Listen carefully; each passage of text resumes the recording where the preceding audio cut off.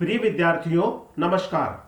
आज हम हिंदी कक्षा 12 सृजन से कवि कुंवर नारायण रचित कविता के बहाने पढ़ेंगे।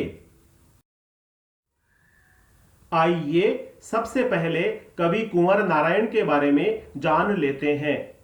नई कविता आंदोलन के प्रमुख कवि कुंवर नारायण का नाम तीसरे तार सप्तक 1959 ईस्वी के अग्रगण्य कवियों में लिया जाता है।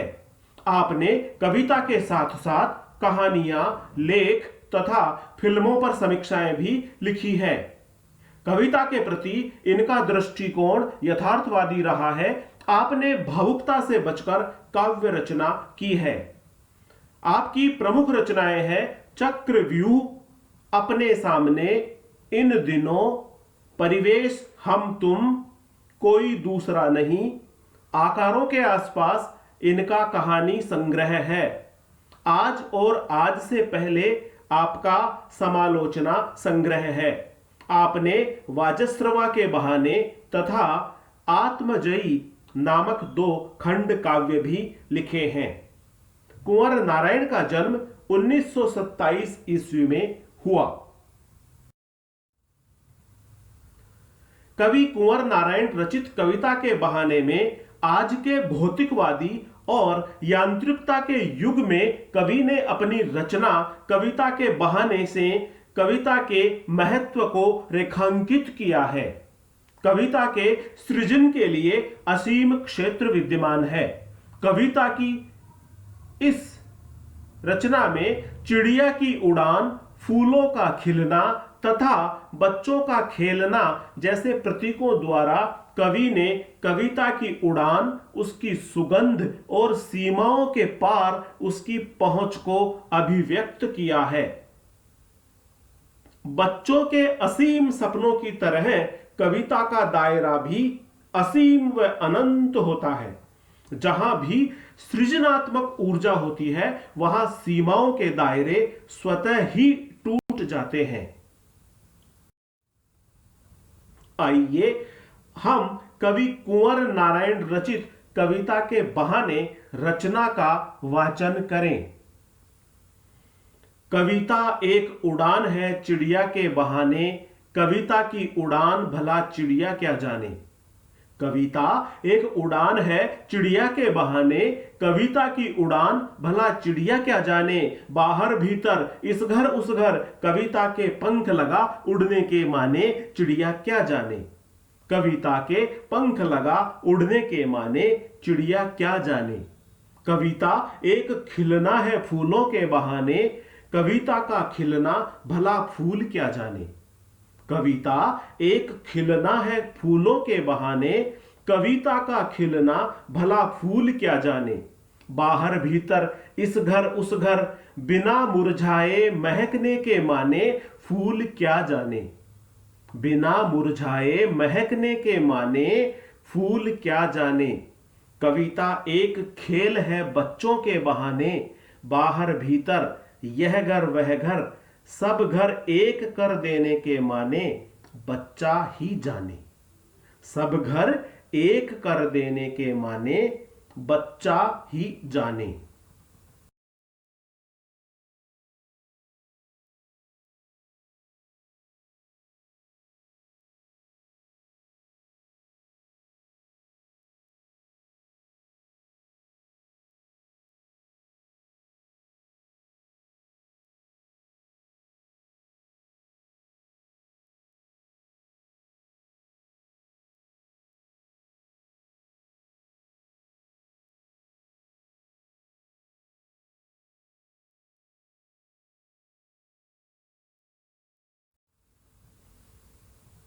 कविता एक उड़ान है चिड़िया के बहाने। कवि के अनुसार कविता कवि के विचारों तथा भावनाओं की कल्पना के पंखों से भरी गई मोहक उड़ान होती है। वह चिड़िया की उड़ान के समान नई एवं अनोखी कल्पनाएं प्रस्तुत करती है। कविता एक उड़ान है चिड़िया के बहाने, कविता की उड़ान भला चिड़िया क्या जाने। कविता स्वयं उड़ान भरती है, उसमें नए नए भाव एवं विचार आते हैं। इस प्रकार कविता की उड़ान व्यापक एवं असीम होती है। उस पर देश और काल का कोई बंधन नहीं होता। फलतः सीमित उड़ान वाली चिड़िया कविता की असीमित उड़ान को नहीं जान पाती है। बाहर भीतर इस घर उस घर कविता के पंख लगा उड़ने के माने चिड़िया क्या जाने। चिड़िया अपने पंखों से एक सीमित उड़ान भरती है। कवि कहते हैं कि चिड़िया अपने पंखों से एक सीमित उड़ान भरती है। वह एक घर से दूसरे घर के बाहर और भीतर तक ही उड़ती है। अपनी और चिड़िया की इस उड़ान में दूसरी ओर कविता की उड़ान व्यापक होती है। उस पर कल्पनाओं के ऐसे पंख लगे रहते हैं कि वह घर से बाहर सब जगह सारी सृष्टि में उड़ान भर लेती है। चिड़िया की उड़ान सीमित होती है। इस प्रकार चिड़िया अपनी सीमित उड़ान के कारण कविता की व्यापक उड़ान को नहीं जान पाती। कविता के पंख लगा उड़ने के माने चिड़िया क्या जाने। चिड़िया की उड़ान सीमित होती है। इस प्रकार चिड़िया अपनी सीमित उड़ान के कारण कविता की व्यापक और असीमित उड़ान को नहीं जान पाती है। कविता एक खिलना है फूलों के बहाने, कविता का खिलना भला फूल क्या जाने। बाहर भीतर इस घर उस घर बिना मुरझाए महकने के माने फूल क्या जाने। कविता एक खिलना है फूलों के बहाने। कविता भी उसी प्रकार खिलती एवं महकती है जैसे फूल पुष्पित एवं फलित होकर रंग और खुशबू बिखेरते हैं। कविता के माध्यम से भी फूलों की तरह नए नए रंग व भाव सौंदर्य का प्रस्तुतिकरण किया जाता है। कविता एक खिलना है फूलों के बहाने, कविता का खिलना भला फूल क्या जाने। बाहर भीतर इस घर उस घर बिना मुरझाए महकने के माने फूल क्या जाने। कवि कहते हैं कि फूल भी खिलकर अपने आसपास बाहर भीतर इधर उधर और घर आंगन में चारों ओर महक और सौंदर्य भर देता है। लेकिन फूल खिलने के उपरांत कुछ समय बाद मुरझा जाता है और उसके चटकदार रंग एवं मोहक सुगंध भी नष्ट हो जाती है। जैसा कि कविता का प्रसार सीमाओं से परे होता है, इसलिए सीमित समय तक खिलने व महकने वाला फूल कविता की असीमता की वजह से कविता के खिलने को नहीं समझ पाता है। बाहर भीतर इस घर उस घर बिना मुरझाए महकने के माने फूल क्या जाने, क्योंकि कविता कभी मुरझाती नहीं है। कवि कहते हैं कि कविता हमेशा तरोताजा रहती हुई महकती रहती है। उसकी सरसता एवं भाव सौंदर्य संपूर्ण संसार को अनंत काल तक आनंद का अनुभव कराता रहता है। जैसा कि फूलों के खिलने और महकने की अपनी सीमा होती है, इसलिए फूल भी कविता के खिलने को नहीं समझ पाता है। कविता एक खेल है बच्चों के बहाने, बाहर भीतर यह घर वह घर सब घर एक कर देने के माने बच्चा ही जाने। कवि के अनुसार कविता भी बच्चों के खेल के समान ही है। कविता एक खेल है बच्चों के बहाने, बाहर भीतर यह घर वह घर सब घर एक कर देने के माने बच्चा ही जाने।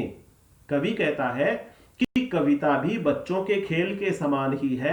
कवि अनेक भावों और विचारों की कल्पना करके कविता में पिरोए शब्दों के साथ खेलता है।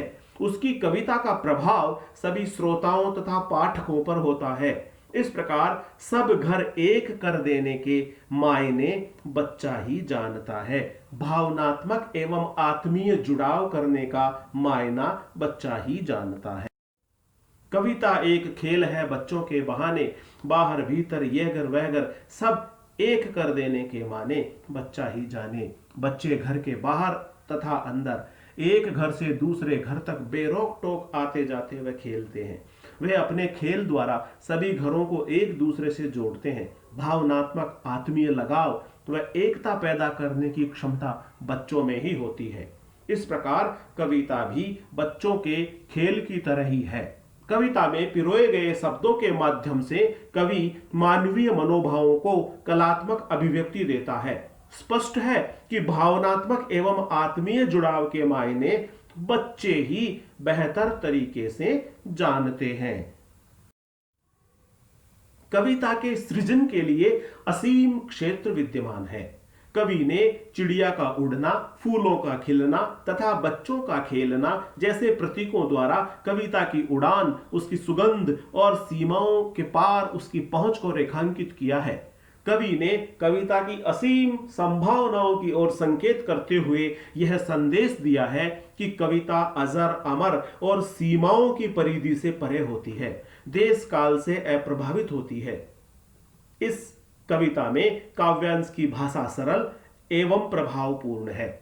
बच्चे जिस प्रकार अपने खेल खेल में एक घर को दूसरे घर से जोड़ देते हैं, कवि भी उसी प्रकार अपनी कविता के माध्यम से समाज और देशों को आपस में एक दूसरे से जोड़ देता है। कवि ने इस रचना में बहुत गहरे भावों को सहजता से व्यक्त किया है। बाहर भीतर, यह घर वह घर तथा बच्चों के बहाने में अनुप्रास अलंकार है। धन्यवाद।